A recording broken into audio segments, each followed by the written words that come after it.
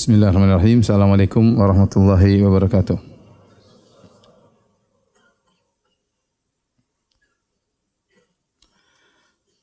Alhamdulillahi ala ihsani wa syukru lahu ala taufiqihi wa amtinani. Asyhadu an la ilaha illallah wahdahu la syarika lahu ta'ziman li sya'nih. Wa asyhadu anna Muhammadan abduhu wa rasuluhu da'ila ridwanih. Allahumma salli alaihi wa ala alihi wa ashabihi wa ikhwanih. Hadirin dan hadirat yang dirahmati oleh Allah Subhanahu wa taala. Kita lanjutkan bahasan kita dari bahasan tentang fikih nikah. Kemarin pada pekan yang lalu kita sampai pada pembahasan tentang muqaddimatun nikah, ya.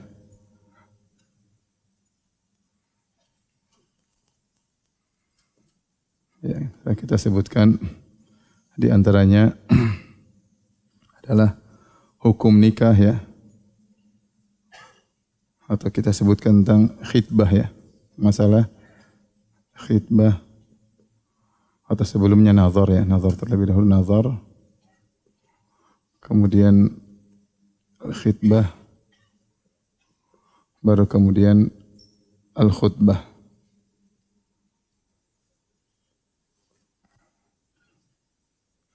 Nazar sudah kita bahas. Adapun al-khitbah yaitu melamar, maka ada yang diharamkan. Yang diharamkan ada 3 perkara.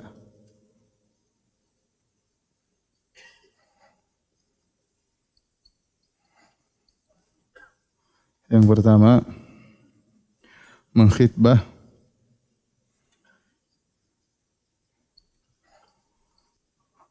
wanita ar-raja'iyah, yaitu al-mutallaqah ar-raja'iyah, yaitu wanita yang ditalak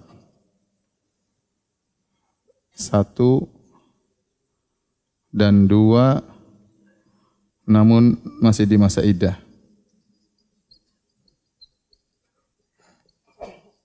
Raja'iyah itu artinya masih bisa dikembalikan, masih bisa kembali.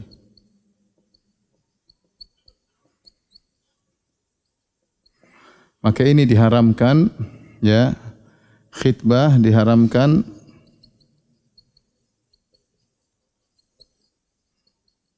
khitbah dengan lafal yang shareh.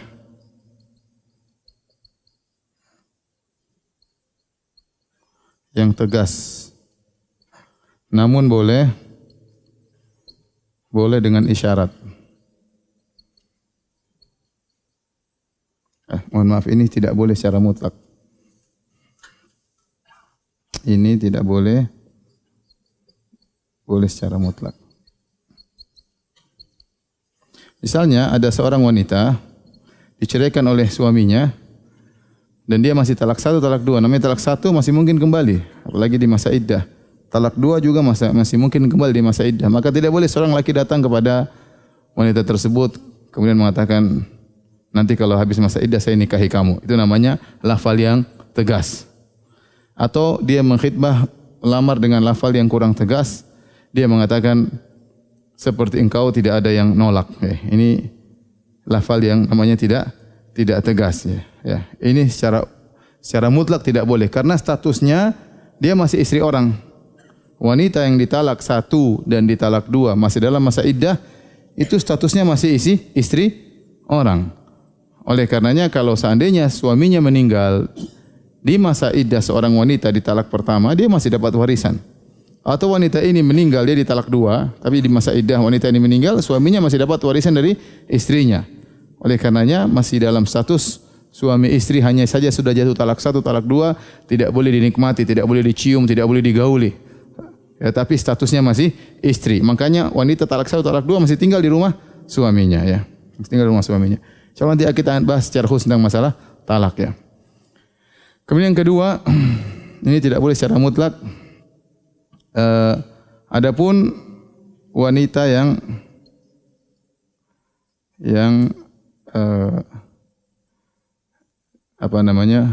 ditalak namun bukan raj'iyah.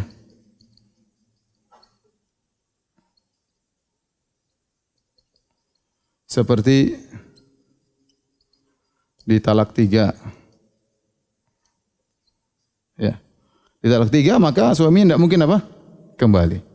Suaminya tidak mungkin kembali kepada wanita tersebut sampai wanita tersebut nikah sama laki-laki lain.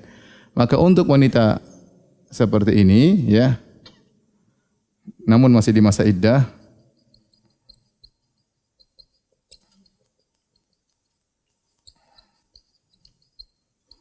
hanya boleh mengkhitbah dengan ta'rid, dengan isyarat, tidak soreh. Allah berfirman, la junaha alaikum fima arradtum bihi min khidbatin nisa. Wala junaha alaikum fima arradtum bihi min khidbatin nisa. Kata Allah Subhanahu wa taala, tidak mengapa bagi kalian kalau kalian memberi isyarat untuk mengkhitbah wanita yang demikian. Artinya tidak boleh sore. Kalau sore haram. Ya, karena dia di masa iddah, wanita di masa iddah enggak boleh dilamar. Tapi kalau isyarat boleh. Wanita sepertimu tidak ada laki-laki yang tolak misalnya. Engkau wanita yang cantik misalnya. Namanya isyarat-isyarat kalau mau ya. Ya. Ini isyarat-isyarat kalau mau ya. Ya. Wanita sepertimu wanita yang solehah. Ini isyarat-isyarat. Tapi enggak boleh bilang saya mau menikahi engkau, enggak boleh. Haram karena dia masih di masa apa? Masa iddah ya. Yang ketiga, adapun kalau sore haram. Kalau lafalnya sore tegas maka haram. Yang ketiga adalah melamar di atas lamaran saudaranya. Maka ini juga hukumnya haram. Ya, Nabi SAW mengatakan, wala yakhtibur rajulu ala khitbati akhihi. Wala yakhtibur rajulu ala khitbati akhihi. Janganlah seorang melamar di atas lamaran apa? Saudaranya. Ini Rasulullah larang. Karena akan menimbulkan pertikaian dan permasalahan. Nah, kondisi wanita yang dikhitbah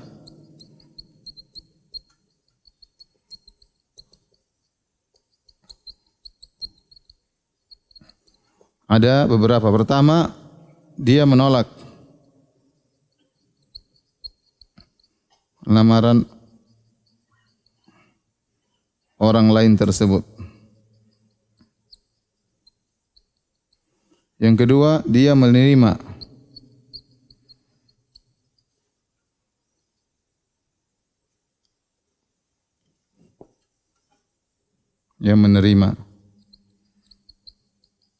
Yang ketiga,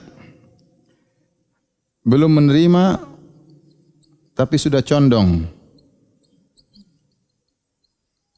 Tapi sudah condong. Misalnya, kau terima jelas lamaranmu, kami terima. Ya, tinggal pembicaraan tentang kapan hari hanya untuk menikah. Kalau belum diterima, tetapi belum bilang iya, tapi sudah mulai bahas tentang kalau bagaimana kalau kita nikah mau tinggal di mana, maharnya berapa, itu berarti ada kecenderungan. Paham? Maka kalau sudah diterima haram, tidak boleh kita mengkhitbah, haram orang lain kita mengkhitbah. Haram kita mengkhitbah. Karena sudah diterima, kapan kita mengkhitbah lagi? Bakalan ribut. Demikian juga kalau sudah condong juga hukumnya apa? Haram. Yang boleh kalau ditolak. Kalau ditolak enggak apa, kita masuk kan. Sudah ditolak. Dia diterima enggak?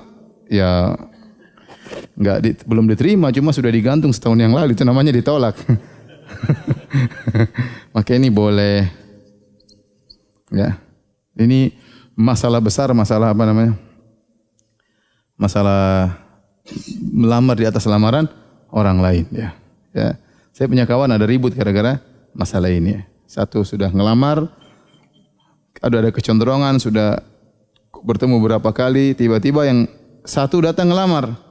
Yang satu sudah jelas, mungkin gajinya sudah jelas, yang ini masih baru mau cari kerja ya. Ya sudah, akhirnya yang pertama ditolak, berpindah kepada yang kedua ya. Bayangkan seorang datang melamar seorang wanita pakai motor, sudah ngomong, sudah kecenderungan, Masya Allah, lelaki soleh. Tiba-tiba ada yang datang melamar bawa mobil.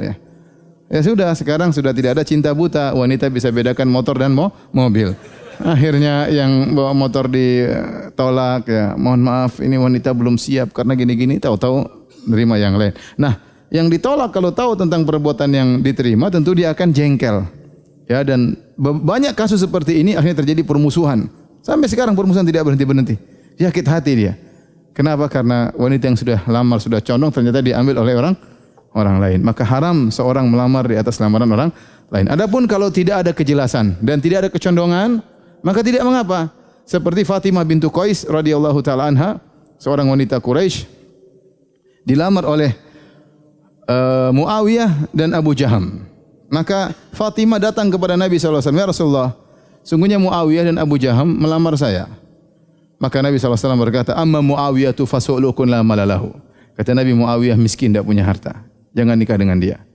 Ya, karena dia bertanya minta nasihat kepada Nabi. Wa amma Abu Jaham, ya, la yadha'u asahu an atiqihi. Dia tidak pernah menanggalkan tongkat atau ya dari bahunya. Itu sering mukul wanita. Darabun lin nisa, suka pukul istri. Ingkahi Usamah, nikahilah Usamah bin Zaid bin Harithah. Akhirnya Fatimah binti Qais menikah dengan Usamah bin Zaid dan akhirnya dia termasuk yang dicemburui, artinya dia bahagia dengan suaminya tersebut. Padahal Usamah dulu bapaknya budak, ya, Zaid. Kemudian ini wanita Quraisyah, wanita yang nasabnya tinggi, tapi karena menjalankan perintah Nabi SAW maka dia menikah dengan lelaki tersebut. Ya, di dalam kasus ini ada dua orang melamar bersamaan, yaitu Muawiyah sama siapa? Abu Jaham. Sama-sama melamar Fatimah binti Qais. Namun para ulama bawakan bahwasanya tidak ada kecenderungan dan tidak ada penerimaan. Maka pintu masih terbuka. Mungkin 4 orang melamar sekalian. Belum ada yang jelas semuanya. Maka kondisinya akhirnya Fatimah milih. Ya, Fatimah milih. Kata Rasulullah SAW, Muawiyah miskin, enggak punya harta. Subhanallah. Tidak lama kemudian, ya, saat itu Muawiyah miskin. Kemudian lama-lama menjadi khalifah, Amirul Mukminin. Menguasai kaum muslimin. Ya, nama orang tadinya miskin tidak punya apa, tiba-tiba menjadi apa? Khalifah. Baik. Mukadimah yang berikutnya kita bahas adalah khutbah. Ini khutbah, ya, khutbah nikah. Khutbah nikah yaitu dibacakan sebelum akad. Sebelum akad. Sebelum ijab qabul. Apa hukumnya? Ada khilaf di kalangan para ulama, 2 pendapat. Ada yang mengatakan wajib, ada yang mengatakan apa? Sunnah. Namun yang benar hukumnya sunnah. Jadi seorang sebelum melakukan akad nikah dia bacakan dulu khutbah nikah. Yang ma'ruf khutbatul hajah. Innal hamdalillah nahmaduhu wa nasta'inuhu wa nastaghfiruhu wa natubu ilaihi wa na'udzu billahi min syururi anfusina wa min sayyiati a'malina may yahdihillahu fala mudilla lahu wa may yudlil fala hadiyalah. Asyhadu an la ilaha illallah wahdahu la syarikalah wa asyhadu anna Muhammadan abduhu wa rasuluhu la nabiyya ba'dah. Ya ayyuhalladzina amanu taqullaha haqqa tuqatih wa la tamutunna illa wa antum muslimun. Ya ayyuhan nasu taqu rabbakumul ladzi khalaqakum min nafsin wahidah wa khalaqa minha zawjaha wa batha minhuma rijalan katsiran wa nisaa'a wattaqullaha alladzi tasaaluna bil arham innallaha kana 'alaikum raqiba. Ya ayyuhalladzina amanu taqullaha wa qulu qawlan sadida yuslih lakum a'malakum wa yaghfir lakum dhunubakum wa may yuti'illaha wa rasulahu faqad faza fawzan 'azima. Itulah khutbatul hajah. Kenapa dibacakan khutbatul hajah sebelum akad nikah? Untuk memberi nasihat kepada kedua mempelai.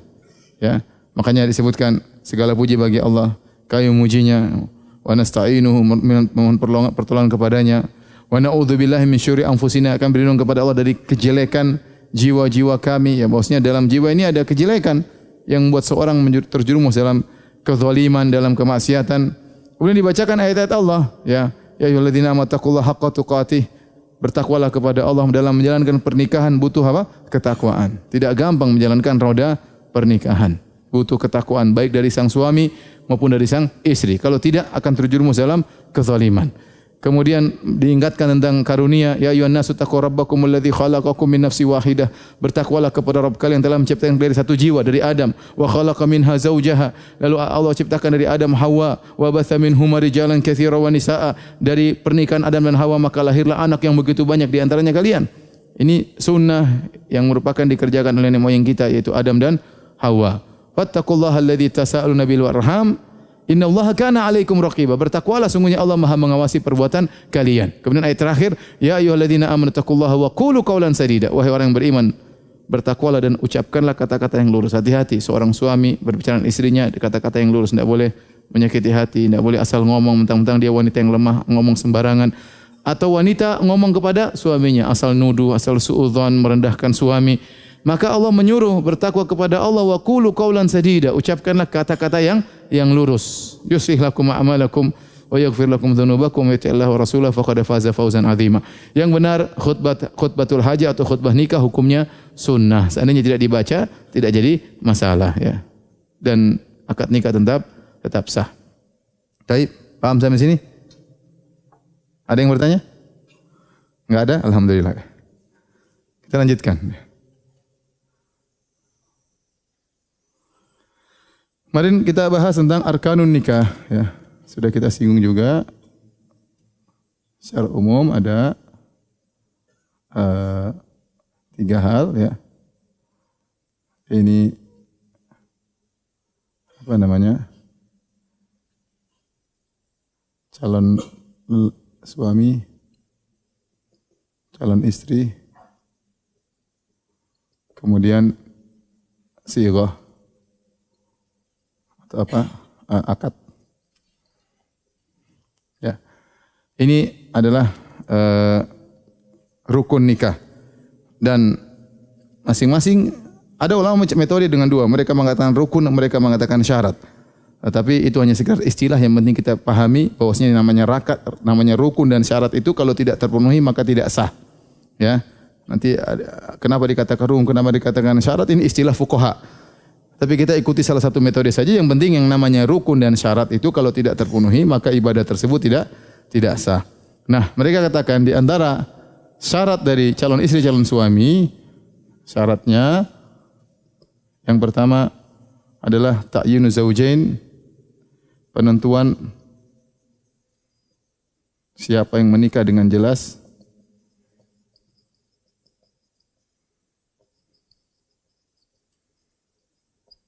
Kemudian yang kedua, ridhahuma, dua-duanya ridha, tidak dipaksa. Jadi kalau Siti Nurbaya dulu haram atau tidak? Haram, karena dipaksa kan? Dipaksa oleh Datuk Maringgi ya. Dalam film begitu ya. Kemudian yang ketiga, kosong dari penghalang.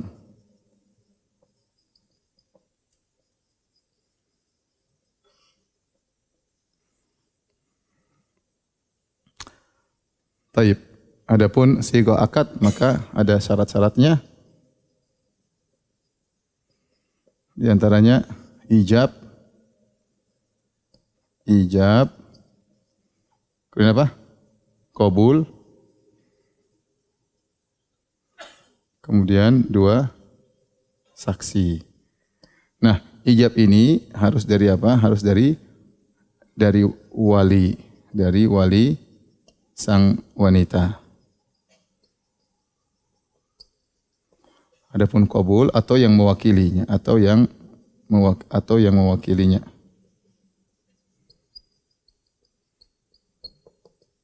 Qabul dari pihak laki-laki, dari calon suami atau yang mewakilinya.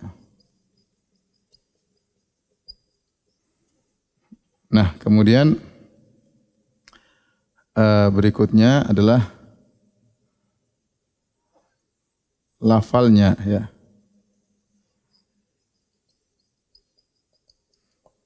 Lafalnya harus jelas. Taib.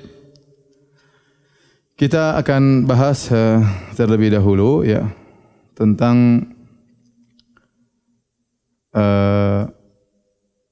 rukun-rukun nikah ya. Yang pertama sighah akad ya. Tentu ada calon istri, calon suami dan ada akad nikahnya. Akad nikah ini terjadi kalau ada ijab, ada qabul dengan menggunakan lafal ijab qabul disertai dengan dua saksi. Ini namanya syarat nikah. Ini syarat nikah, ini juga syarat nikah. Baik. Adapun ijab qabul, ya, ijab pertama lafalnya harus jelas. Maka di sini untuk lafalnya ada khilaf di kalangan para ulama, ya. Adapun mazhab Syafi'iyah dan Hanabilah, bagi yang bisa bahasa Arab maka harus dengan kata nikah dan zawaj, harus dengan kata nikah atau zawaj. Karena begitulah yang datang dalam Al-Qur'an, lafalnya cuma dua, ya.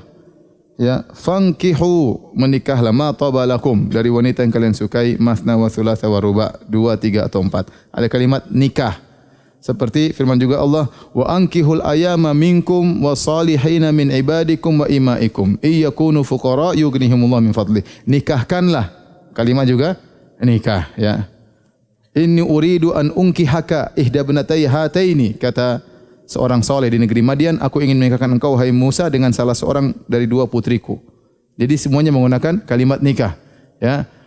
Ya, hatta tankiha zaujan ghairah, sampai dia sang wanita yang sudah ditalak 3 menikah dengan lelaki yang lain. Jadi datang syariat dengan lafal nikah atau dengan lafal zawaj. Seperti tentang kisah Zaid bin Harithah, zawajna kaha, ya. Kalau Zaid sudah selesai dari istrinya, masa iddahnya sudah selesai, kata Allah zawajnakaha, maka kami nikahkan engkau wahai Muhammad dengan bekas mantan istrinya Zaid. Allah menggunakan kalimat zawajnakaha. Oleh karenanya menurut mazhab Syafi'iyah dan Hanabilah tidak boleh menikah kecuali dengan lafal itu. Nikah atau apa? Zawaj. Adapun pendapat yang lain seperti Malikiyah,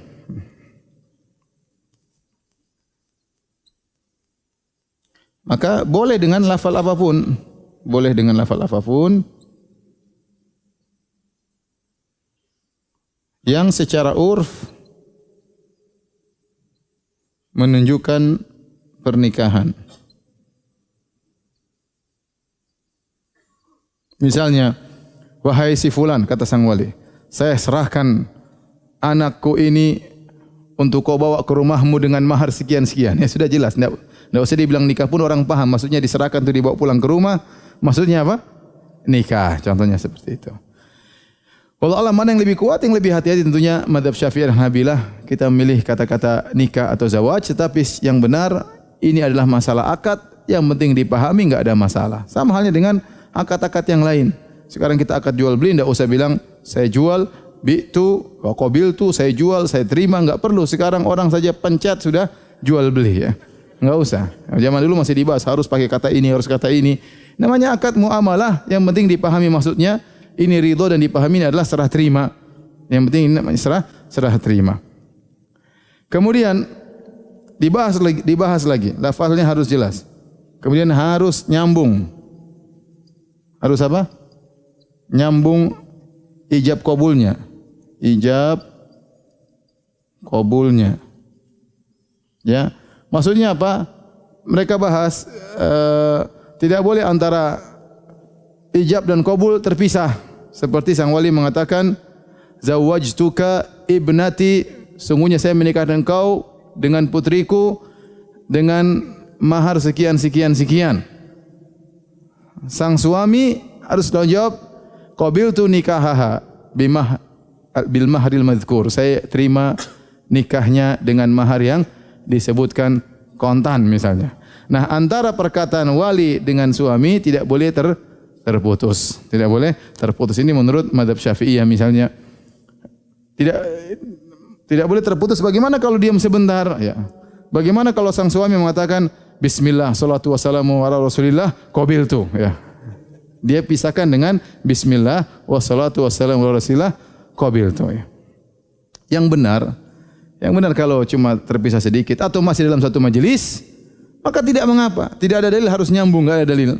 Karena mazhab yang lain seperti Malikiyah enggak ada masalah. Selama masih dalam satu majelis, misalnya, nak, saya nikahkan putri saya dengan kamu, ya. Maharnya sekian-sekian. Gimana? Sebentar Om ya, sebentar.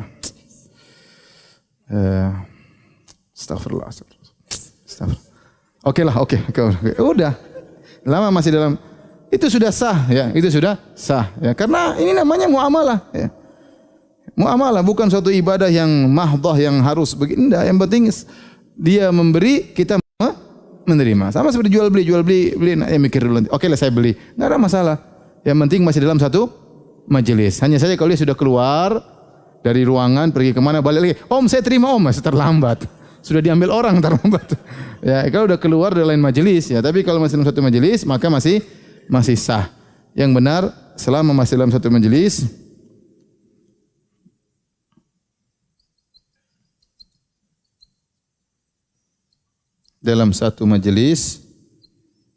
maka sah meski tidak langsung nyambung.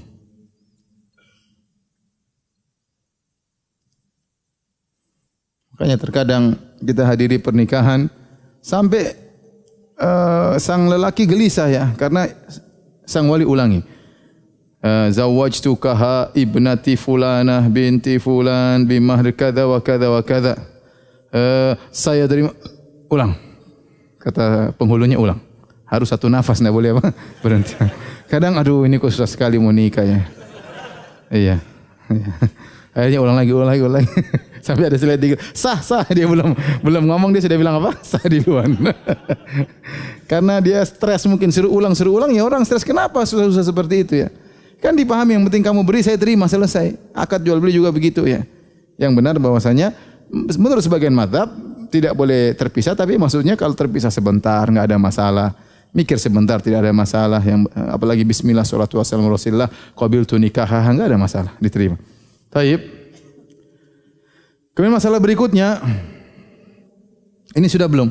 Saya mau hapus. Tolong dihapus. Kalau sudah difoto sebentar biar foto dulu.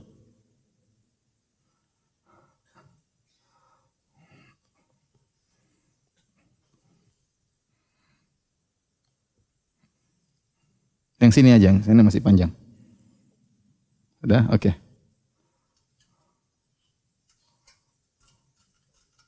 Ya.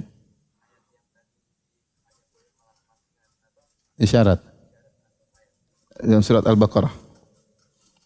Surat Al-Baqarah ayat 235. Kenapa? Mau isyarat ke siapa?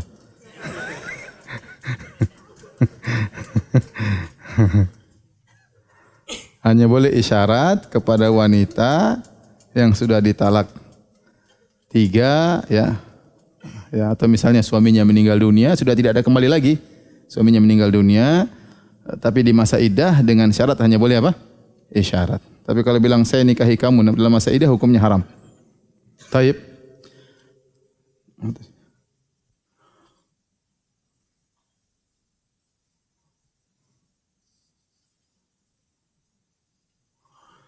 Baik, pembahasan berikutnya ijab harus dari wali sang wanita. Apa syarat wali? Ya.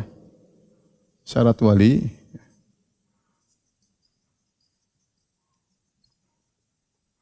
Syarat wali diantaranya ya biasa apa namanya? Balik ya. Sudah apa? Balik. Kemudian apa? Lelaki. Kemudian apa? Merdeka bukan budak. Kemudian sama agamanya. Sama agamanya. Maksudnya apa? Kenapa kita bilang sama agamanya? Kenapa kita tidak bilang Islam? Karena kalau orang selain mukmin, selain muslim menikah di antara mereka dan menurut agama mereka sah, ya sah. Seandainya mereka misalnya laki-laki sama wanita menikah dalam agama Buddha atau dalam agama Hindu atau dalam agama Nasrani atau dalam agama Yahudi. Waktu mereka menikah menurut mereka sah. Kemudian mereka masuk Islam tidak usah diulangi lagi. Tidak usah diulangi lagi apa? Pernikahannya. Jadi syariat menganggap apa yang dianggap sah oleh agama sebelumnya tatkala mereka masih dalam agama tersebut tidak perlu diulang lagi. Oleh karenanya dalam banyak kasus para sahabat tatkala mereka masuk Islam dengan istrinya tidak ada nikah ulang. Tidak ada nikah ulang. Paham? Ya, tapi kalau walinya beda agama tidak boleh. Misalnya seorang wanita ternyata bapaknya Nasrani dia muslimah, tidak boleh bapaknya jadi wali ya. Boleh bapaknya jadi wali. Kemudian di antaranya ar-rushd menikah yaitu bisa melihat, bisa menilai ya. Itu dalam bahasa Arabnya ar-rushd. Ar-rushd fin nikah.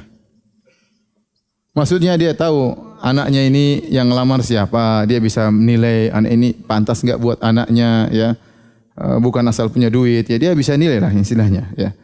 Bukan pemabuk kemudian dinikahkan sama putrinya ya, tetapi dia bisa menilai dalam siapa calonnya yang dia berikan untuk anaknya.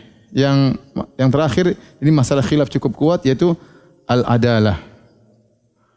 Al-adalah yaitu maksudnya orangnya bisa diterima persaksiannya, bukan orang fasik. Bukan apa orang? Bukan orang fasik, bukan pendusta, bukan fasik, bukan pendusta. Karena kalau pendusta atau fasik memberikan persaksian tidak diterima karena adalahnya hilang. Adalah itu apa? Kesolehan lah gampangannya. Nah, syarat ini khilaf di kalangan para ulama. Khilaf ya. Ya, karena kalau kita kencing-kencing dalam syarat ini, banyak orang tua tidak bisa jadi wali ya. Salah satu orang tuanya misalnya kerja di bank ribawi ya, fasik, enggak boleh.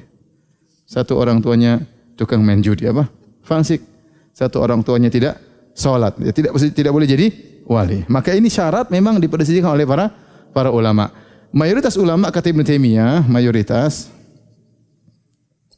dalam hal ini maksudnya mazhab Hanafiyah,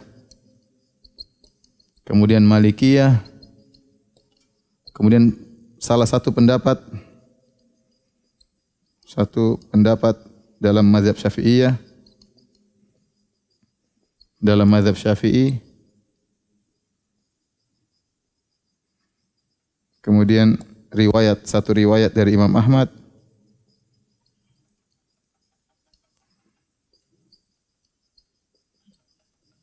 dan ini pendapat Ibnul Qayyim bahwasanya tidak disyaratkan.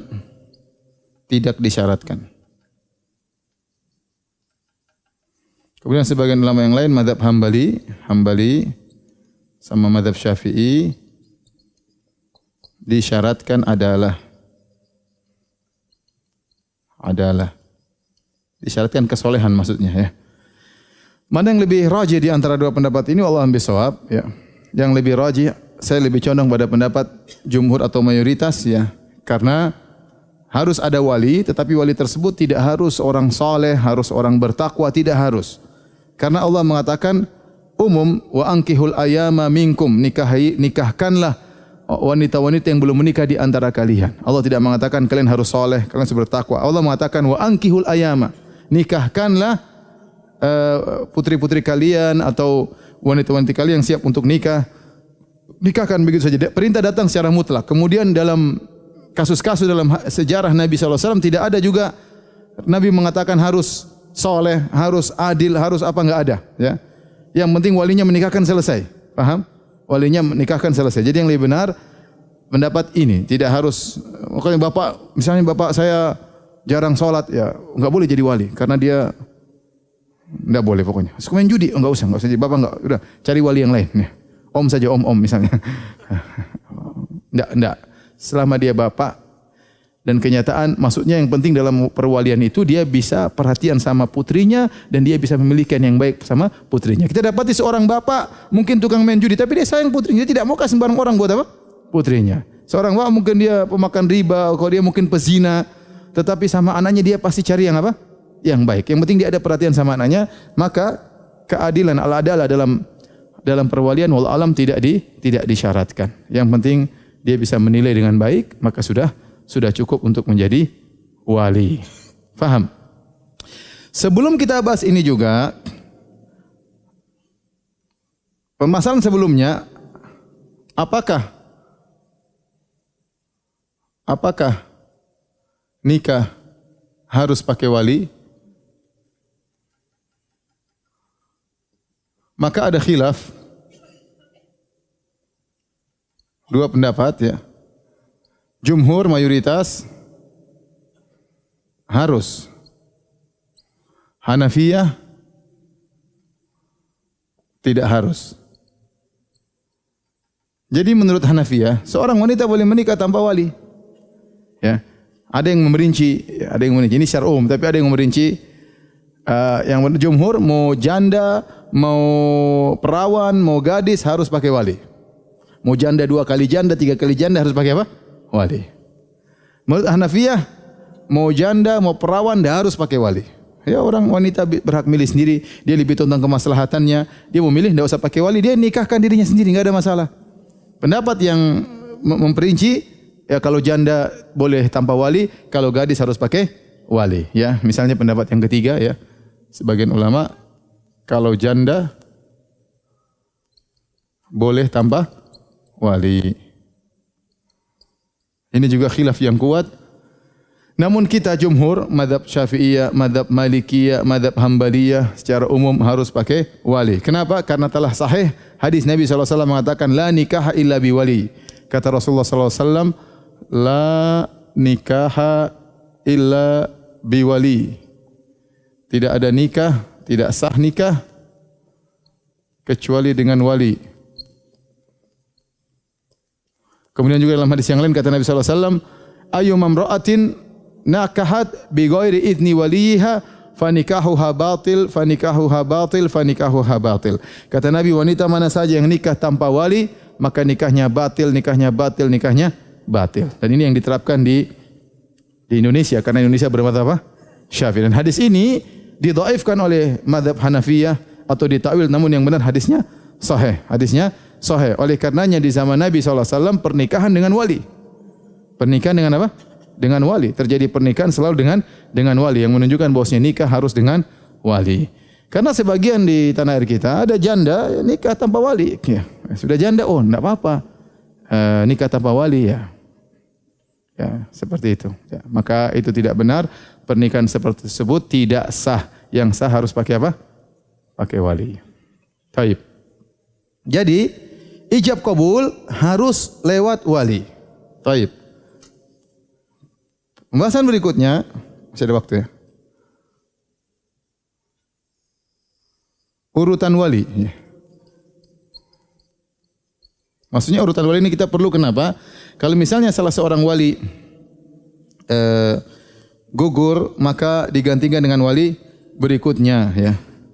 Allah mengatakan yang pertama ayah, ya, atau yang dia wasiatkan, diwakilkan. Yang kedua kakek, ya. Karena kalau ayah saja bisa memperhatikan, tentu kakek juga demikian, lebih dewasa, lebih bisa memperhatikan, ya. Kemudian yang ketiga anak, ya, seperti dalam hadis Ummu Salamah waktu menikah dengan Nabi SAW, maka dikatakan kepada putranya Umar, wahai Umar, nikahkanlah ibumu Ummu Salamah. Kemudian saudara, ya. 4. Saudara tentu yang paling utama saudara kandung, kemudian saudara sebapak, kemudian saudara seibu, baru kemudian ponakan, ibnul akh, ya, anak saudara laki-laki.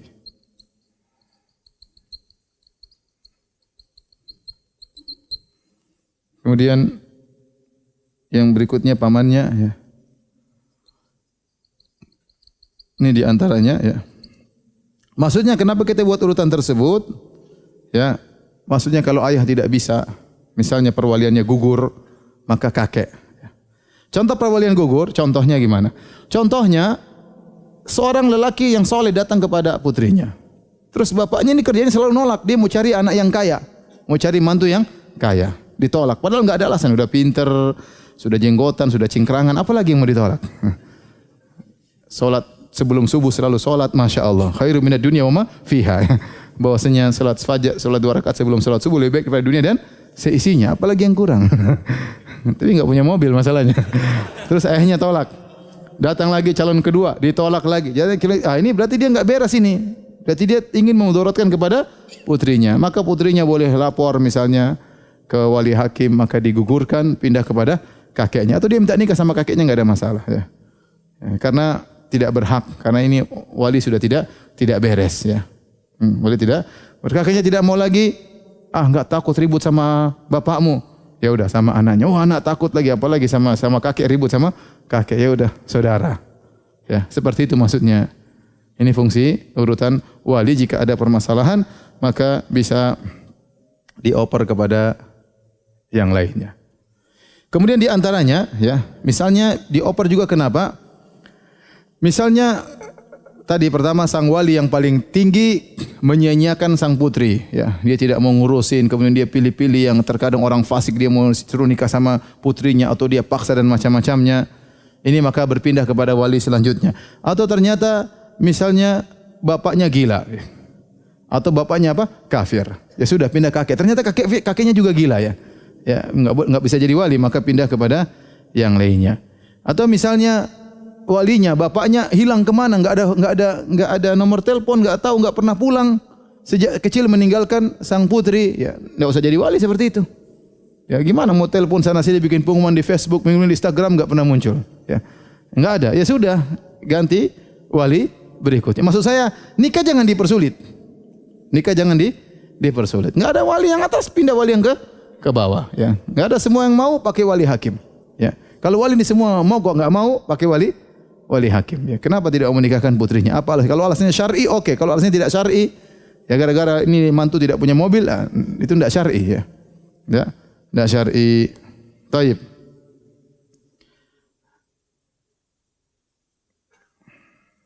Kemudian yang mau kita bahas adalah dua saksi, maka dua saksi sama juga ya syaratnya seperti biasa ya, yaitu balik ya. Kemudian apa? Muslim ya. Kemudian apa tadi? Adil misalnya ya. Merdeka dan lain-lain ya. Ya. Harus ada dua saksi. Kalau enggak ada dua saksi maka pernikahan tidak sah, karena dalam sebagai riwayat tidak ada nikah kecuali dengan wali wa syahidai adlin, dan dua saksi yang adil. Jadi dua saksi juga merupakan syarat pernikahan. Tapi sampai di sini saja ya. Sementara ya, masalah nanti insyaallah pada pertemuan berikutnya kita akan bahas tentang syarat-syarat calon istri, calon suami, karena kita akan bahas tentang mahram. Siapa saja yang disebut dengan apa?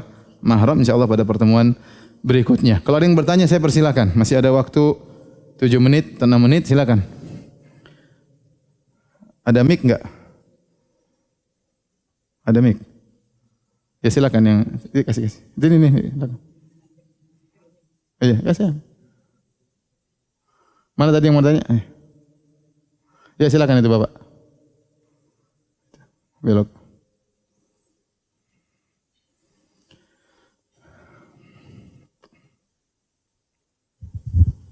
Assalamualaikum warahmatullahi wabarakatuh. Pertanyaan soal akad nikah, Ustadz. Biasa kalau di kita di Indonesia setelah akad itu disuruh tanda tangan apa sigot nikah kalau nggak salah. Taklid ya. Taklid nikah ya. Sebenarnya ini status taklid nikah ini bagaimana? Apakah wajib atau tidak? Nanti kita bahas namanya syurut fin nikah. Belum.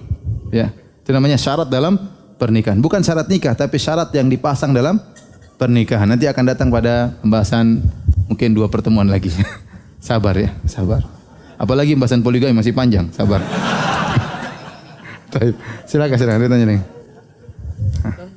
Silakan. Mana mic-nya di over. Ya boleh, silakan. Nah. Assalamualaikum Ustaz. Waalaikumsalam.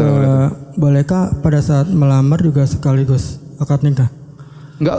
Jadi melamar langsung akad nikah boleh, enggak apa-apa. Enggak usah pakai lamaran. Kalau memang dia mau langsung setuju langsung apa? Nikah. Tapi lamar itu kan sebenarnya mengatakan pernyataan, saya mau apa? Nikah.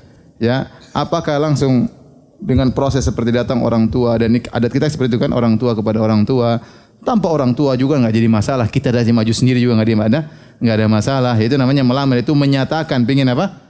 Menikah ya. Tapi kalau kita gambaran kita namanya lamaran itu keluarga laki-laki datang kepada keluarga apa? Wanita. Itu secara sopan santunnya seperti itu. Sebenarnya enggak harus demikian. Tanpa lamar juga boleh. Gimana? Oke, jadi langsung. Yang penting dia tidak terpaksa. Baik, yang selanjutnya. Ya silakan. Assalamualaikum warahmatullahi wabarakatuh. Assalamualaikum warahmatullahi wabarakatuh. Bismillahirrahmanirrahim. Ini Ustaz menanyakan, kita tahu sekarang ini media sosial apa segala macam itu udah ini sekali marak ya Ustaz ya. Ada kejadian kebetulan menimpa saudara saya, itu yang dikenal dengan istilah tahbib Ustaz. Apa? Tahbib. Tahbib. Kenapa? Jadi si istrinya ini digoda sama apa namanya laki-laki lain sehingga dia bercerai sama suaminya. Apa namanya? Pelakor bukan? Siap. Perebut laki orang kalau pelakor ya. Kali ini Pebinor berarti. apa? Apa? Nah, Minor. Peminor. pebinor Ustaz.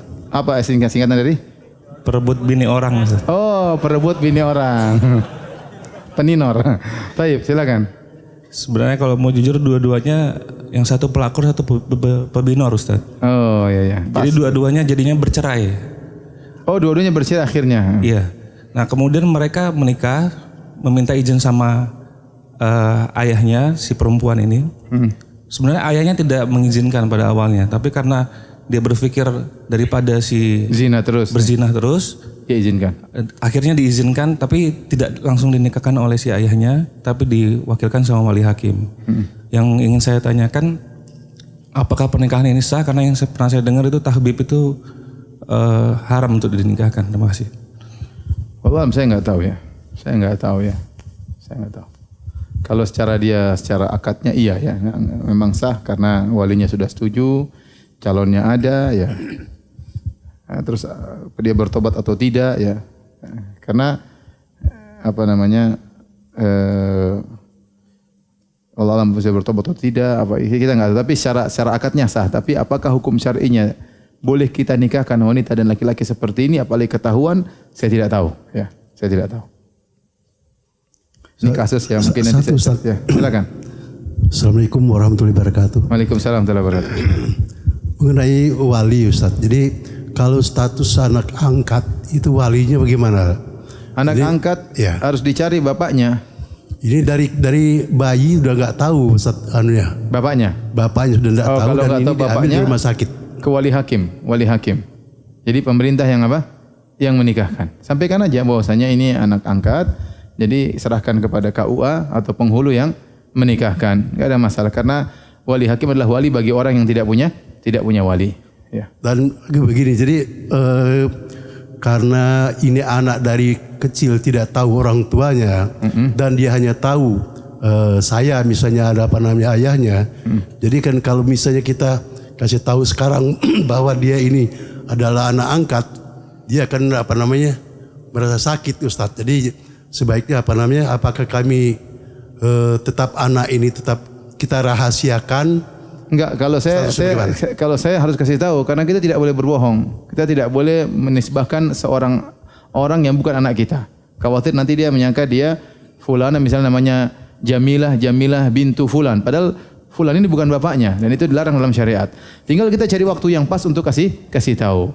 Dan kita jelaskan bahwasanya kasusnya begini. Jadi tidak ada kesan kita merebut anak orang.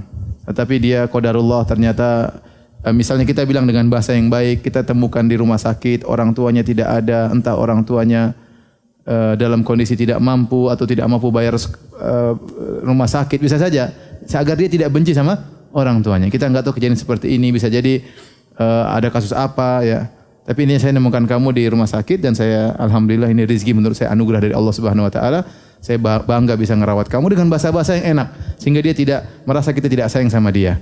Namun ini saatnya saya kasih tahu karena begini. Pertanyaan, bagaimana cara membimbing suami agar jadi soleh? Kadang suka tidak sabar, akhirnya marah-marah sama suami. Padahal soal solat di masjid atau ngaji, tapi saya merasa berdosa. Gimana caranya Ustaz? Suami kalau mau jadikan suami soleh jangan diomelin ya. Jangan diomelin ya. Lembut kemudian dilembutin. Omel apa namanya sedikit-sedikit enggak apa-apa tapi jangan sering-sering ya. Sedikit-sedikit ngambek biasa ya, tapi jangan sering-sering ya. Banyak doa kepada Allah Subhanahu wa taala. Yang bolak-balikkan hati adalah siapa? Allah Subhanahu wa taala. Jadikan kita mendakwai suami kita sebagai sarana kita meraih pahala. Terus dakwahi dia dengan kelembutan, dengan pelayanan yang baik ya. Kemudian sehingga dia pun sayang sama kita, sehingga dia mungkin nurut ya. Tinggal gimana caranya ya. Ustadz, kalau ipar dan mertua suka jelek-jelekan kita gimana? Fitnah. Awalnya suami tidak percaya dan malah nuduh yang tidak-tidak. Tapi Allah Maha melihat, dengan izin Allah semua terbongkar. Tapi saya masih sakit hati sama suami. Bagaimana cara menghilangkannya? Ya Allah, ngapain menyiksa diri ya? Sudah suami sekarang sudah ngerti, alhamdulillah, enggak usah sakit hati lagi ya. Kita sakit hati, kita hanya menyiksa diri kita. Ya. Seorang yang pendendam itu hanya menyiksa apa? Dirinya. Akhirnya membuat hubungan dengan suami tidak baik. Ya, akhirnya nanti bisa jadi retak di kemudian hari. Makanya maafkanlah. Orang yang paling utama kita maafkan adalah orang terdekat kita. Istri kita utama kita maafkan. Suami kita paling utama untuk kita maafkan. Ustadz mohon menasihatnya bagaimana jika seorang ibu masih belum bisa merestui anaknya perempuan padahal sudah lamaran. Namun hati terasa menjanggal seperti belum ridho. Mohon nasihatnya Ustadz. Sudah terlanjur, sudah dilamar, sudah oke. Ya mau diapain? Mau ribut, mudaratnya lebih besar. Dia tinggal berdoa kepada Allah semoga pasangan putri ibu adalah yang baik. Terus nasihati. Ya sudah, kita hadapi yang namanya qadarullah ya. Ada perkara-perkara yang di luar keinginan kita, di luar cita-cita kita, itu yang disebut dengan apa? Qadarullah. Mau diapain? Ya sudah, tinggal kita jalani mensikapi problematika tersebut dengan baik. Ustadz, bolehkah saya menikah dengan seorang ikhwan yang sudah bersuami? Boleh kalau memang jatah masih ada ya.